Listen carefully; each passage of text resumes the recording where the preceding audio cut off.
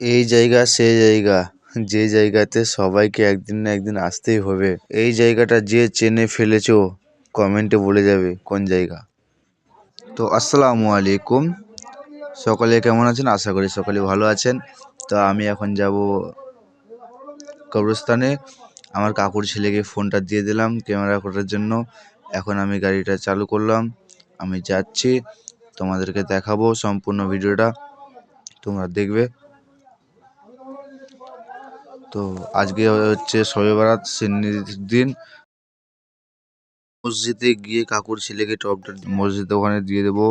কাকুর ছেলেকে সিন্নিগুলো ও দিয়ে দিবে। আমি কবরস্থানে যাব। আমার দাদু দুনিয়া ছেড়ে চলে গেছেন। ইন্না লিল্লাহি ওয়া ইন্না ইলাইহি রাজিউন।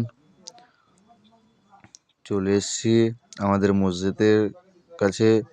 দেখছো লাইটটা জ্বলছে, অনেক মানুষ মসজিদের কাছে, অনেক মানুষ।